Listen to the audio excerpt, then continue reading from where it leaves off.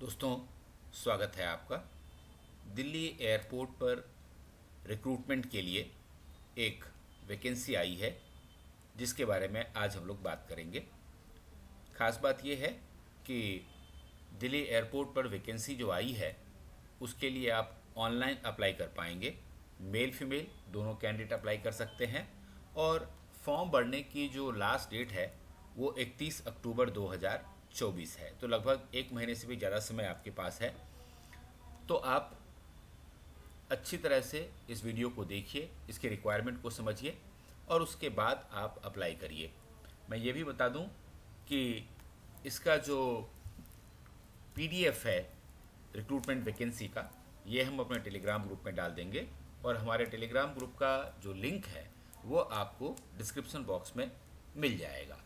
तो उस पर क्लिक करें, हमारे टेलीग्राम ग्रुप का मेंबर बन जाएं और इस वैकेंसी के साथ साथ इससे पहले जो वैकेंसीज आई हैं उनकी भी पीडीएफ आपको वहाँ मिलेगी और आप अपने मनपसंद जॉब के लिए अप्लाई कर पाएंगे।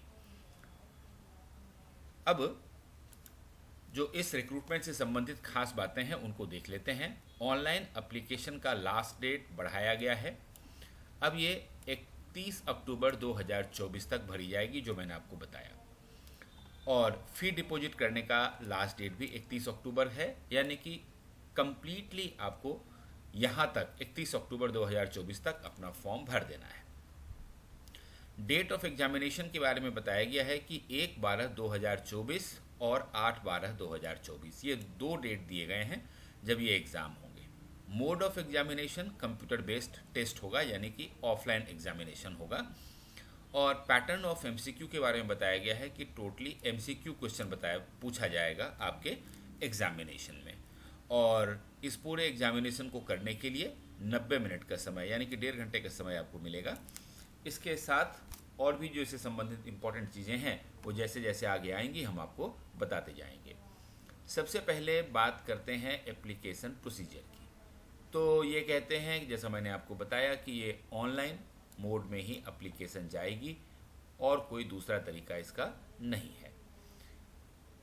एक इम्पॉर्टेंट बात जो इस वैकेंसी के बारे में बताई गई है वो यहाँ है। ये देखिए कि एग्जामिनेशन के लिए जब आप जाएंगे तो आपको क्या करना चाहिए और क्या नहीं करना चाहिए, उसके बारे में यहाँ इन्होंने बताया हुआ है कि admit card along with self declaration undertaking आपको डाउनलोड करना पड़ेगा और उसको भर करके ले जाना पड़ेगा। A4 साइज़ में उसका प्रिंट आउट ले लें। ट्रांसपेरेंट बॉल पॉइंट पेन लेकर के आप जा सकते हैं। साथ में एक एडिशनल फ़ोटोग्राफ आपको अपने पास रखना होगा और एक कोई भी ऑथराइज्ड फ़ोटो आईडी, जो लिस्ट यहाँ दी गई है, यहाँ आप आराम से इसको हमारे टेलीग्राम ग्रुप में देख सकते हैं और इसको स्क्रॉल डाउन करके भी वीडियो को आप देख सकते हैं। इनमें से कोई भी एक आईडी आपके पास होनी चाहिए, ये इम्पॉर्टेंट बात है। और document required for application form, क्योंकि जब आप एप्लीकेशन फॉर्म भरेंगे, चूँकि ऑनलाइन एप्लीकेशन फॉर्म भरी जानी है, तो आपको कुछ डॉक्यूमेंट्स पहले से रेडी कर लेने चाहिए। वो कौन से डॉक्यूमेंट्स हैं ये मैं आपको बता देता हूँ। ये देखिए, सबसे पहले इन्होंने कहा है कि बोर्ड और यूनिवर्सिटी का जो सर्टिफिकेट है जिसमें कैंडिडेट का name, mother's name, father's name और डेट ऑफ बर्थ रहता है, वो आप रेडी करके रख लें। उसके बाद आपका जो एक आइडेंटिटी कार्ड है जिसके लिए ये लिस्ट दी गई है, उसमें से कोई एक आप रेडी कर लें। फिर क्वालिफाइंग डिग्री सर्टिफिकेट या लास्ट सेमेस्टर का मार्कशीट, ये आपके पास में डिग्री सर्टिफिकेट या मार्कशीट, ये दोनों में से कोई भी है तो चलेगा। और आपका जो मेलिंग एड्रेस है पिन कोड के साथ, इसको रेडी रखें। कैटेगरी में यदि आप आते हैं किसी SC ST OBC, तो वो कैटेगरी आप सर्टिफिकेट के साथ ज़रूर रेडी रखें। अगर आप माइनॉरिटी कम्युनिटी में आते हैं तो आपको एक सेल्फ डिक्लेरेशन देना होगा। अगर आपका रिज़ल्ट अवेटेड है तो आपको एक रिज़ल्ट अवेटेड सर्टिफिकेट भी देना होगा।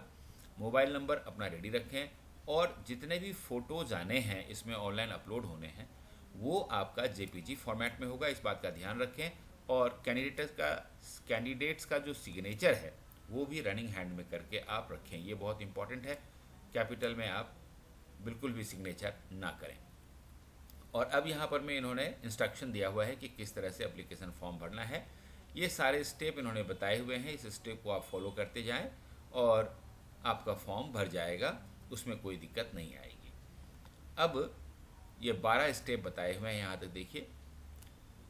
तो जब आप you will receive your application form on your registered email ID, जो आप रजिस्ट्रेशन फॉर्म भरेंगे वो आपके रजिस्टर्ड ईमेल आईडी पर भी आपको भेज दिया जाएगा, जिससे कि आप उसका प्रिंट आउट ले सकते हैं और डाउनलोड करके भी आप अपने पास रख सकते हैं। अब बात करते हैं एग्जामिनेशन फ़ीस की। तो देखिए एग्जामिनेशन फ़ीस जो है, यहाँ 2 कैटेगरी के पोस्ट हैं। ये देखिए general, OBC, SC, ST all category के कैंडिडेट को 380 रुपीज़ प्लस जीएसटी देना है, और जनरल, ओबीसी, एससी, एसटी जो दूसरा पोस्ट है ये लोडर या हाउसकीपिंग का, उसके लिए 340 रुपये प्लस जीएसटी का पोस्ट देना है। तो कस्टमर सर्विस एजेंट के लिए आपको 380 रुपये प्लस जीएसटी, और लोडर और हाउसकीपिंग के लिए 340 प्लस जीएसटी का फीस आपको जमा करना है। और इन्होंने क्लियर कट कहा है कि no fee will be refunded to the candidates at the facilities for depositing the examination fee. एक बार अगर एग्जामिनेशन फ़ी चला गया तो फिर आप इसको वापस नहीं ले पाएंगे। एज ग्रुप के एज लिमिट की बात कर लेते हैं। तो एज लिमिट के बारे में उन्होंने कहा गया है कि आपकी एज की जो काउंटिंग है वो 1 जुलाई 2024 को होगी, और आपका जो मैक्सिमम एज है इस तारीख को 28 साल होना चाहिए। हालांकि कुछ छूट भी इन्होंने दिया है। मिनिमम एज इन्होंने कहा है 18 साल आपकी होनी चाहिए। मैंने पहले बताया आपको 1 जुलाई 2024 को आपकी मिनिमम एज 18 और मैक्सिमम 28 होनी चाहिए। लेकिन अगर आप एससी, एसटी या ओबीसी कैटेगरी में है तो देखिए एससी, एसटी को उन्होंने 5 साल की छूट दी है एज में, यानी कि 28 जोड़ 5, और ओबीसी को 3 साल की छूट दी गई है। ये देखिए यहाँ पर, तो इसका मतलब है 28 जोड़ 3। तो इस हिसाब से एससी, एसटी, ओबीसी के कैंडिडेट अपने एज की काउंटिंग कर सकते हैं और उसके हिसाब से फॉर्म भर सकते हैं। अब मैंने आपको बताया कि ये चूँकि एयरपोर्ट ग्राउंड स्टाफ के लिए वैकेंसी है, तो इसके लिए जो क्वालिफ़िकेशन है वो 10+2 रखी गई है। ये देखिए 10+2 आपको पास होना चाहिए, ये मिनिमम क्वालिफ़िकेशन है। और लोडर हाउसकीपिंग के लिए अगर आप फॉर्म भरना चाहते हैं तो आपको 10वीं पास होना चाहिए, ये एजुकेशनल क्वालिफ़िकेशन है। अब बात कर लेते हैं सिलेबस ऑफ एग्जामिनेशन की। तो ये देखिए जो एग्ज़ाम होगा पार्ट ए, इसमें आपको इंग्लिश के सवाल पूछे जाएंगे 40 मार्क्स के, और इसके बाद पार्ट बी का जो एग्ज़ाम होगा उसमें करंट अफेयर्स 10 नंबर का होगा, science and aviation knowledge 10 number का होगा, सोशल स्टडीज़ से 10 नंबर का सवाल पूछा जाएगा, मैथमेटिक्स से 15 सवाल पूछा जाएगा। क्या सवाल पूछा जाएगा इसका सिलेबस भी इन्होंने यहाँ पर में दिया हुआ है, आप इसको आराम से देख सकते हैं, पढ़ सकते हैं और समझ सकते हैं।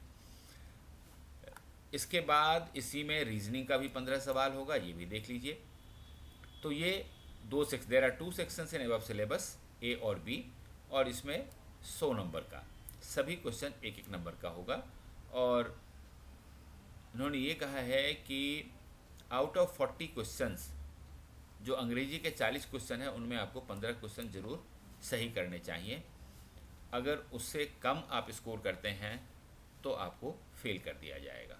इसलिए 40 में से 15 सवाल ज़रूर आपके सही होने चाहिए, ये ध्यान रखें। मोड ऑफ एग्जामिनेशन मैंने आपको बताया सीबीटी है और ये ऑफलाइन एग्जामिनेशन होगा। मीडियम ऑफ एग्जामिनेशन हिंदी और इंग्लिश बाइलिंगुअल रखा गया है।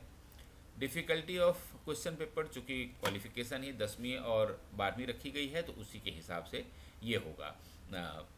बट एक चीज़ इन्होंने जो खास बात कही वो ये है कि 1/4 जो है वो आपका नेगेटिव मार्किंग है रॉन्ग आंसर के लिए। नॉर्मलाइजेशन के बारे में इन्होंने कहा है कि कोई नॉर्मलाइजेशन नहीं किया जाएगा। एग्जामिनेशन सेंटर पूरे देश में होगा, ये आप देख सकते हैं। अलग अलग स्टेट्स में इन्होंने अपना जगह का नाम दिया हुआ है। आप अपनी सुविधा के अनुसार जो भी सेंटर चूज़ करना चाहते हैं, जिस भी शहर में आप रहते हैं वहाँ आप कर सकते हैं। इसके बाद आपका एक इंटरव्यू भी होगा, लास्ट वाला पार्ट ये देख लीजिए। और जो इंटरव्यू में पास करेंगे फिर उसके बाद आपको पोस्टिंग और सिलेक्शन की बात होगी। एक खास बात जो है इस वैकेंसी के बारे में वो ये है कि चूँकि ये एयरपोर्ट से रिलेटेड वैकेंसी है, इसलिए आपको एक चीज़ का ध्यान रखना पड़ेगा कि एक पोर्शन जो है 10 नंबर का कि एविएशन के बारे में जो थोड़ी सी जानकारी आपको चाहिए वो ज़रूर रखिएगा, वो आपको एग्ज़ाम में काफ़ी मदद करेगा। ये सारी जो वैकेंसी है ये भारतीय एविएशन सर्विस न्यू दिल्ली की तरफ से आई है। ये एडवर्टीजमेंट नंबर है, आप देख लीजिए। मेल फीमेल दोनों ही अप्लाई कर सकते हैं, मैंने पहले बताया आपको। और ये देखिए एक कस्टमर केयर एजेंट का पोस्ट है जिसका पे स्केल है 13,000 से 30,000, 10+2 क्वालिफिकेशन है और नंबर ऑफ वैकेंसी है 2653, 2,653 पोस्ट हैं। और लोडर और हाउसकीपिंग स्टाफ की ज़रूरत जो है उसके लिए कुल 855 पोस्ट है, 12,000 से 22,000 का पे स्केल है और इसके लिए जो क्वालिफिकेशन रखा गया है वो है 10वीं। तो दोस्तों, अगर आप सोचते हैं कि ये जॉब आपके लिए है तो निश्चित रूप से ये फॉर्म भरिए। All the best.